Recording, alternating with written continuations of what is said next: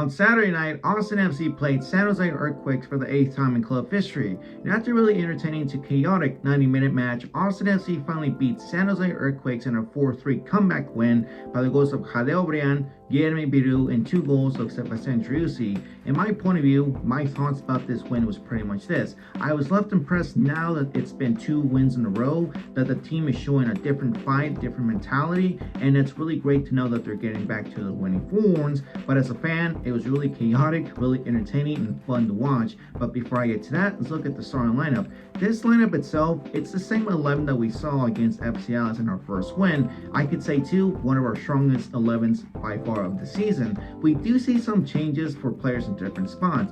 For example, our fullbacks. We do see Hector Jimenez start on the right side, but pushing John Gallagher on the left side. Our wingers we did see Owen Wolf start, but he's mostly pushed this time as a left winger, putting Jadeo Brian on the right side, being a right winger. Brendan Hines-Zykes get this green light and replaces Matt Hedges, pairing up with Julio Cascante, 2 pivot midfield players, Alex Ring and Danny Pereira. Obviously, Danny Pereira was pushed back to support back 4, and the player to support the striker, Driussi, was playing as a number 10, and Rubio, for another game, another start in a row, he was playing as our number 9. But I could say a really strong 11 against San Jose Earthquakes, who came in without 2 of the key players. But on paper, Austin FC was the better team to beat San Jose, but on the field it's a whole different story, because in the entire 90-minute match it was a clusterfuck game. We always enjoyed seeing these 2 teams playing against each other because we know it's always entertaining to watch these 2 teams play. It's always chaotic and always clusterfuck, and you could say this is MLS football at its peak. The first half, Austin FC was being the better team. For 20 minutes, you can see that they were being dominant and showing momentum against San Jose. Austin FC was mostly focusing attack on the left, on the wings, but mostly on the left side, because that's where Owen Wolf was at. I would say my own criticism about this is that Owen Wolf doesn't play too good on the left. He is someone who found his form and found his rhythm on the right side, giving you more chemistry than what Jadeo Brian does. Because Brian could be as an inverted winger, but I see Brian mostly on the left side, being the left winger, because what he did against, San Jose, he did a decent job, but it wasn't the same performance, same action that we get from Owen Wolf. And the one thing to address, this is the second time in a row we didn't see Emiliano Rigoni, and you can see how better we play without him. So it's a huge difference maker and a sign that we don't need him with Austin FC anymore. The issue too with our defense. It's been said that Hines-Zykes and Cascante need more time to play and to see how their chemistry builds up. But this game against San Jose, it's the game that I'm like, no, I want to see Matt Hedges now with, Julio Cascante, 2 pairs that I'm much more safe and I put my trust on. Nothing against Hines-Zykes, but it's just like he doesn't show the same chemistry with Cascante for the season so far, because the goal happened by a defensive mistake by Cascante and then Hines-Zykes. Cascante does a terrible job of clearing the ball out, tries to pass it to Hines-Zykes, who Hines-Zykes does a terrible clearance that it gives it back to a San Jose Earthquakes player on the right side from their angle. He sees his teammate inside the box, so he does a good aerial cross, and Paul Marie beats Julio Cascante, who he leaves him unmarked, and boom, San Jose is beating Austin FC in the winner score. After that goal, San Jose was being the better team now than Austin FC, because the one thing I like to see or like to say is that San Jose was a really athletic team and a really fast team, something Austin FC doesn't have or will never have until we get players who can produce those type of, who can produce anything like that, fast and athleticism.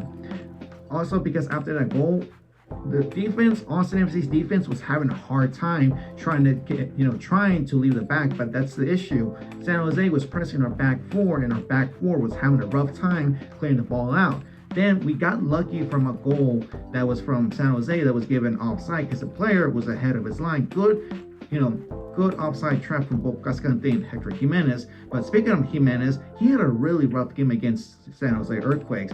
It wasn't the same performance, same Hector Jimenez that we saw against FC Dallas against San Jose Earthquakes. Because what happened was that O'Brien does score his first goal, or could have been his second goal, but it was counted disallowed because Hector Jimenez fouls a player from outside the box of San Jose. And, O'Brien, right side, right foot shot, really good shot. He has a good shot for anything. makes it in on the left side of the goalpost, but goes celebrates it with his daughter, which is really wholesome. But unfortunately, ref calls it disallowed because of the foul Jimenez did. So the first side was pretty much Austin FC was showing momentum, but after that goal San Jose did, you can see San Jose was being a better team because they had dominance, they had momentum in by the players, they were fast and really athletic. I could say that the first half, Austin FC was showing fight, but mostly the fight was focused on the left wing and on the right wing. But as a team, you have to produce more on the middle, because in the middle, that's how you create chances, or that's how you create something good, like be a versatile team, be a creative team, or just go for it. Just stop focusing on the wings. San Jose was being better than us because they were outplaying us after that goal happened, because they knew what our situation was. Back four, all right, let's pressure them, and because they like to play in the back. Second half, we see San Jose being a better team than Austin FC. 10 minutes later, San Jose scores the 2-0. It came from a Jeremy Ebubisi rebound shot. Well, Stuber got the shot blocked, but it rebounded from his body. That Ebubisi just taps it in, and boom, 2-0. Austin FC is losing. This is Ebubisi's third goal in 3 years that he scored against Austin FC. One in every year. One in 2022, one in 2023, and now one in 2024. But it's interesting. 2-0. You can never trust a 2-0 lead, because this is what happens. After that goal, we see a different Austin FC. Something Austin FC changed the entire season is that they have a different mentality. Different mentality is that they want to win for the team, they want to win for the 3 points, or just show a different fight, like a different dog inside of them. And that's what happened. First goal, Diego Rubio gets fouled inside the box. Highlights show he dove, so it was probably a soft call, but the ref gave him the PK.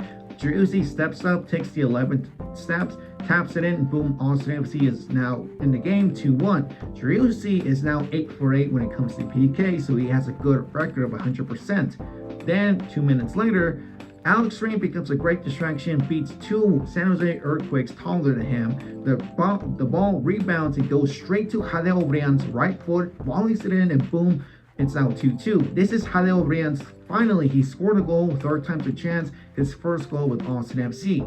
2-3 minutes later, we see the substitutions. We see Jimenez come out, and we see Biru replaces him. Guilherme Biru on the left side gives him much more freedom for attack to do something right, because he's an offensive fullback than what Jimenez is. Sure, Jimenez can provide support to the offense, but it's much more better because Biru, fresh legs as a fullback player. On the left side, we see a rebound, San Jose Earthquakes player gets a clearance, but it rebounds straight to Biru. Biru, 20 to 25 yards, takes a rocket shot, goes in on the left side, and boom, Austin FC is up 3-2. For the first time in club history, Austin FC has now scored 3 goals in 6 minutes, the fastest we have ever seen by far, and also in this 2024 season, and hopefully there's more to come. And you can see Austin FC, the momentum was back to them. We haven't seen this type of Austin FC back in 2022, and the same performance that we haven't seen since they got the comeback win against Sporting Kansas City and that 4-3 win. This is a different Austin FC that we have never seen before, that their mentality is about, if we lose, we're going to fight for the win, we're going to fight for the badge and for the fans. We were getting that fourth goal, we were knocking at the door, but unfortunately, we got equalized. It was from Pellegrino, the new DP of San Jose, beats Julio Cascante in a 1v1 situation, because Pellegrino